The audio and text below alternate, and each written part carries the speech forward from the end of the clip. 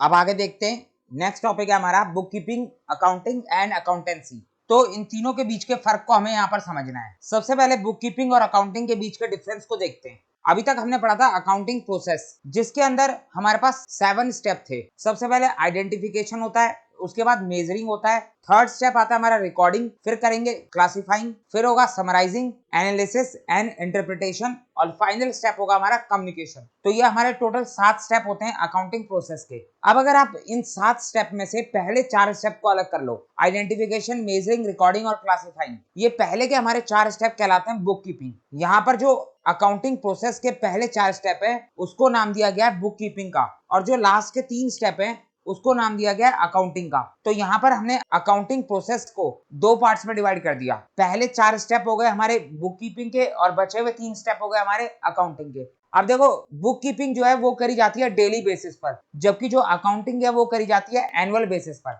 अब ये क्या चक्कर है, तो ध्यान से सुनो। बुक कीपिंग के अंदर 4 स्टेप आते हैं, आइडेंटिफिकेशन, मेजरिंग, रिकॉर्डिंग और क्लासिफाइंग। यहाँ पर हम ट्रांजेक्शन्स और इवेंट्स का डेली बेस पर रिकॉर्ड रखते हैं। इतना तो हम पढ़ के आ चुके हैं। तो इस ट्रांजैक्शंस और इवेंट्स के अंदर क्या आता है, हमारी डेली रूटीन की परचेज और सेल आती है। परचेज सेल तो डेली बेसिस पे होती है, तो जब डेली बेसिस पर परचेज और सेल होगी तो डेली बेसिस पर रिकॉर्डिंग भी होगी। तो ये आइडेंटिफिकेशन से लेके क्लासिफाइंग तक का प्रोसेस हमारा डेली बेसिस पर होता है। तो बुक कीपिंग हमारा रूटीन वर्क होता है जो हम रोज करते हैं, जबकि जो अकाउंटिंग होता है उसके अंदर हमारा समराइजिंग आता है। समराइजिंग के अंदर हम प्रॉफिट एंड लॉस अकाउंट बनाते हैं, बैलेंस शीट बनाते हैं, और ये जो बैलेंस शीट और प्रॉफिट एंड लॉस अकाउंट होता है ये बनाया जाता है एनुअल बेसिस पर, यानी साल में एक बार। अब ये साल में एक बार क्यों बनाया जाता है, तो आप खुद ही सोच के बताओ कि जो पर्सन बिजनेस कर रहा है वो अपने बिजनेस पे ध्यान देगा कि रोज रोज अपना प्रॉफिट निकालने बैठ जाएगा? रोज रोज वो अपना प्रॉफिट तो नहीं निकालेगा, वो साल में एक बार प्रॉफिट निकालेगा। तो इसीलिए रोज समराइजिंग नहीं होगा, रोज प्रॉफिट एंड लॉस अकाउंट नहीं बनेगा, रोज बैलेंस शीट नहीं बनेगी। तो जब फाइनेंशियल स्टेटमेंट साल में एक बार बनेगी तो उसका एनालिसिस भी साल में एक बार होगा, और फिर फाइनली अकाउंटिंग यूजर्स को साल में एक बार ही कम्युनिकेट होगा। तो यहां तक आपको बात समझ में आ रही है? तो हमेशा ध्यान रखना, प्रॉफिट एंड लॉस अकाउंट और बैलेंस शीट साल में एक बार बनता है। अब बताओ मुझे, साल में एक बार कब बनेगा? साल में एक बार बनेगा 31 मार्च, जिस दिन अकाउंट्स क्लोज होते हैं उस दिन बनता है हमारा प्रॉफिट एंड लॉस अकाउंट और बैलेंस शीट। हमारी अकाउंट्स की ओपनिंग डेट कब होती है? 1 अप्रैल। 1 अप्रैल से हम अपने अकाउंट्स बनाना शुरू करते हैं, अपनी रिकॉर्डिंग स्टार्ट करते हैं, और नेक्स्ट ईयर के 31 मार्च को हम अपने अकाउंट्स को क्लोज कर देते हैं। तो जब भी आपसे अकाउंट्स की ओपनिंग डेट पूछी जाए तो आप जवाब दोगे 1 अप्रैल, और क्लोजिंग डेट पूछी जाए तो आप जवाब दोगे 31 मार्च। तो एक बार फटाफट बुक कीपिंग और अकाउंटिंग का डिफरेंस बिटवीन भी देख लेते हैं। तो पहला पॉइंट हमारा क्लियर है, बुक कीपिंग के अंदर 4 स्टेप होंगे, identifying, measuring, recording and classifying, जबकि अकाउंटिंग के अंदर 3 स्टेप होंगे, समराइजिंग, एनालिसिस एंड इंटरप्रिटेशन, और लास्ट कम्युनिकेटिंग। तो समझ में आ गया?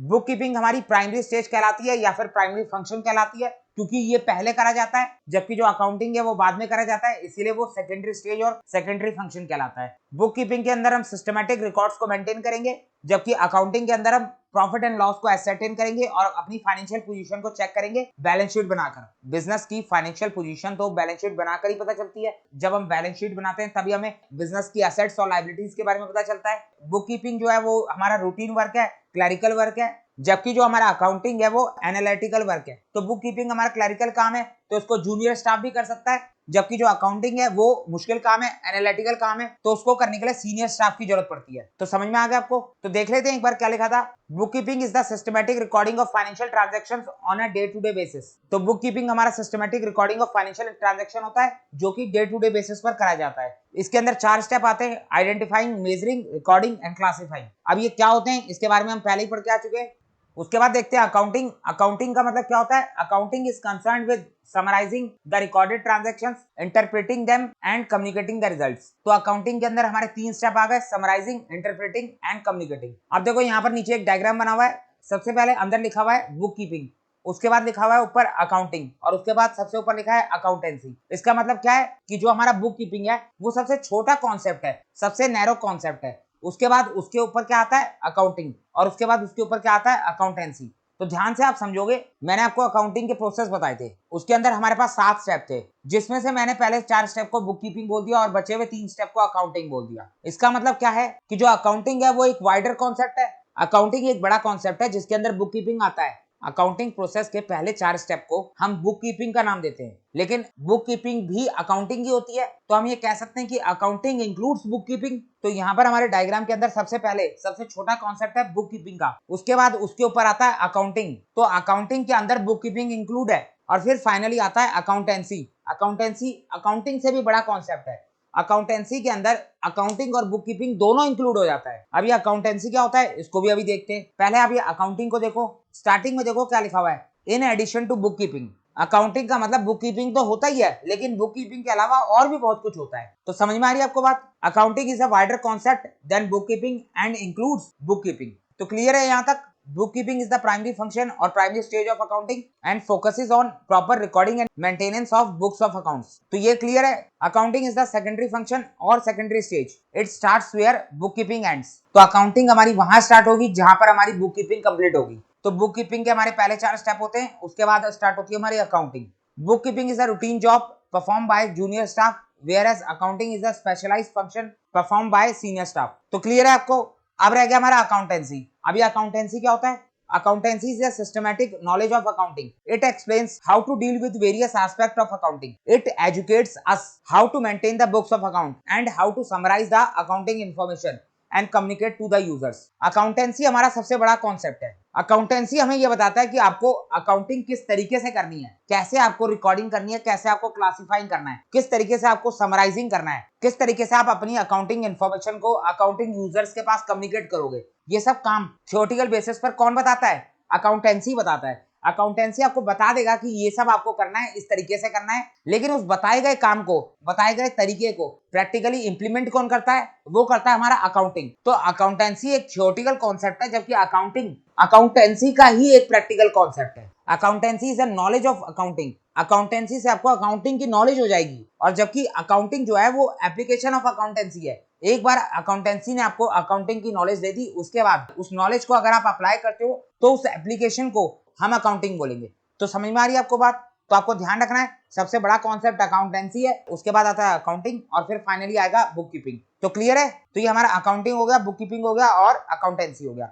अब देखते हैं डेफिनेशन ऑफ अकाउंटिंग। मैं आपको स्टार्टिंग से बोलते आ रहा हूं कि अकाउंटिंग की डेफिनेशन हम पढ़ेंगे, लेकिन थोड़े समय बाद। तो अब वो समय आ गया है जब हम अकाउंटिंग की डेफिनेशन पढ़ सकते हैं। मैं चाहता तो आपको स्टार्टिंग में पढ़ा देता, लेकिन फिर आप कंफ्यूज होते, इसीलिए मैंने आपसे थोड़ा टाइम मांगा।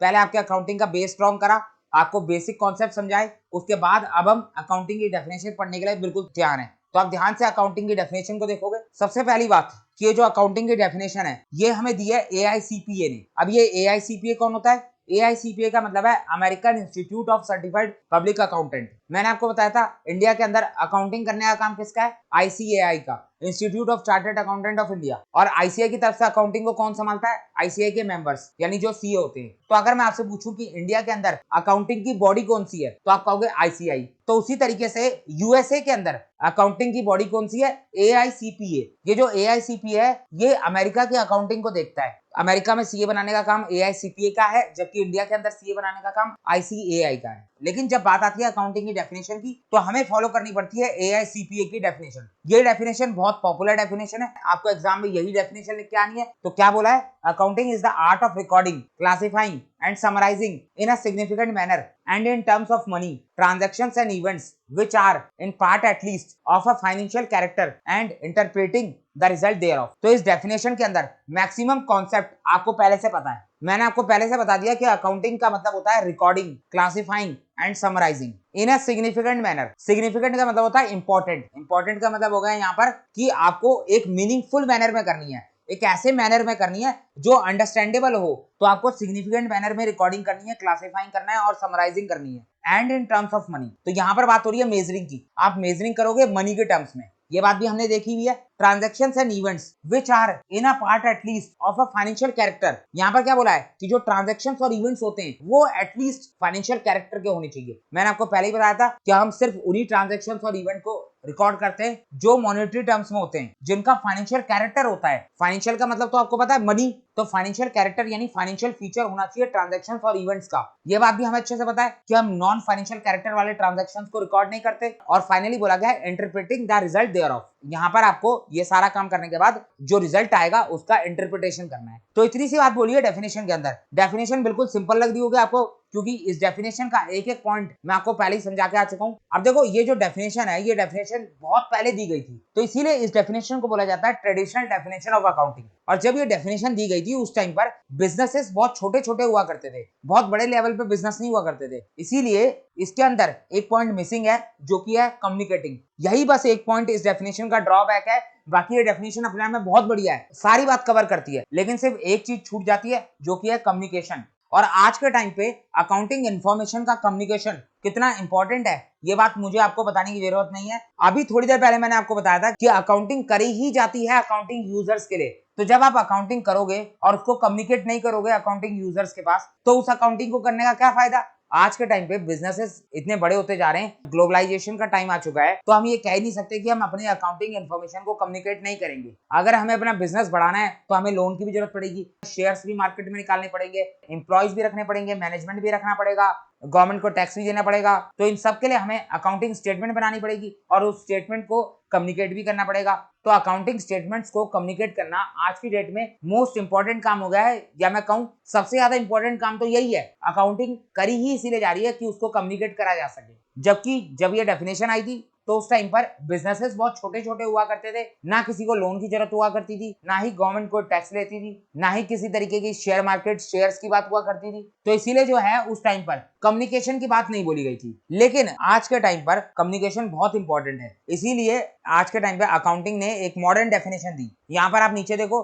नीचे जो हमें डेफिनेशन दी गई है उसके अंदर हमें कम्युनिकेशन के बारे में साफ साफ बोला गया है कि आपको अपनी फाइनेंशियल इंफॉर्मेशन को कम्युनिकेट करना है। ये जो नीचे वाली डेफिनेशन है ये हमारी मॉडर्न डेफिनेशन ऑफ अकाउंटिंग है। क्या लिखा हुआ है इसके अंदर, accounting is a systematic process of identifying, measuring, recording, classifying, summarising, interpreting and communicating financial information. तो ये सब बातें तो हमें पहले से ही पता है, हम देख के आ चुके हैं। तो यहाँ पर ये मॉडर्न डेफिनेशन ऑफ अकाउंटिंग जो है कम्युनिकेशन की बात भी करती है। तो समझ में आ गया आपको, अकाउंटिंग की डेफिनेशन कोई मुश्किल नहीं है, फटाफट इसको याद कर लेना। आगे बढ़ते हैं। अब ये देखो, अकाउंटिंग को बोला जाता है कि accounting is an art as well as a science, यानी अकाउंटिंग हमारी आर्ट भी है और साइंस भी है। अब किस तरीके से अकाउंटिंग हमारी आर्ट है और किस तरीके से अकाउंटिंग हमारी साइंस है, ध्यान से सुनो। डेफिनेशन के अंदर भी लिखा हुआ था accounting is an art of recording